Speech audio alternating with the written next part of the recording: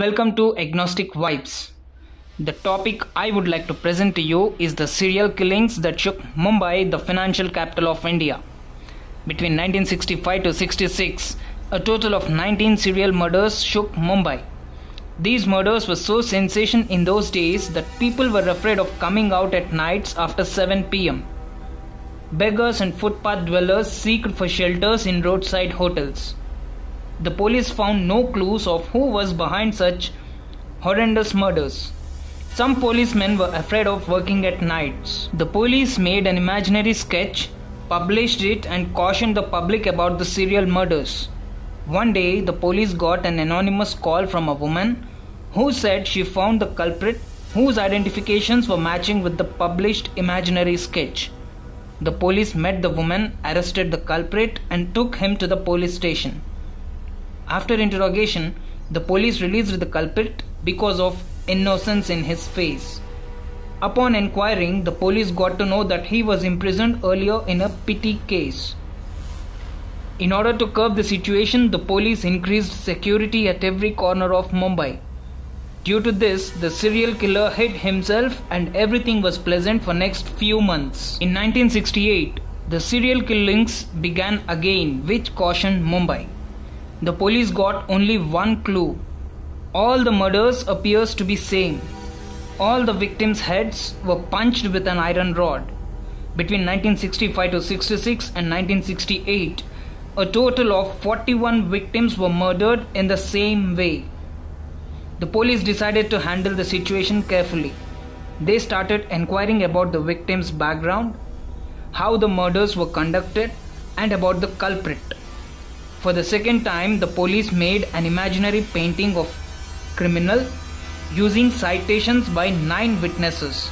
One of the sub-inspectors, Mr. Alex Philo, identified the culprit near a railway station in Mumbai, followed him, arrested and took him to the police station. This time, police were contempt and prepared for a thorough and strict interrogation.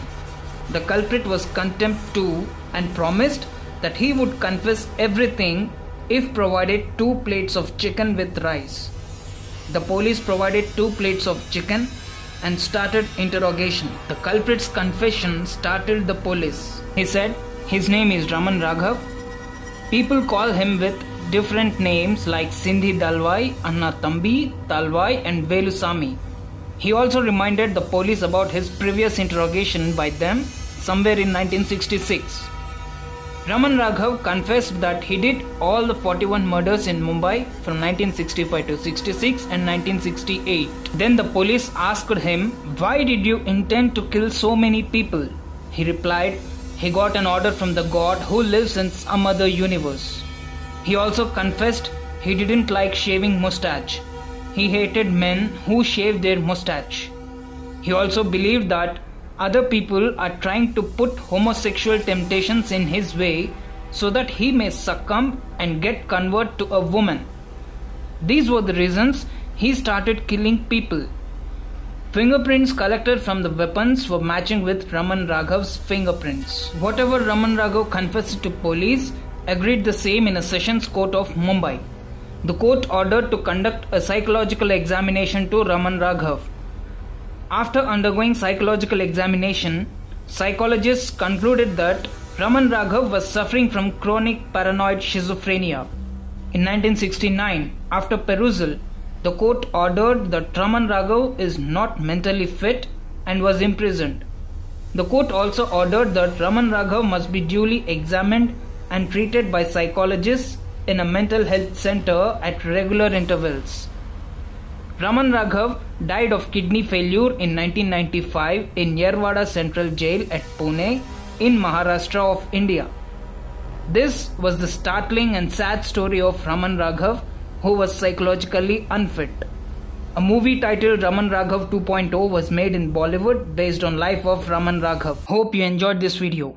Please provide your opinion, like and share the video, subscribe and press the bell icon for more videos. Thank you.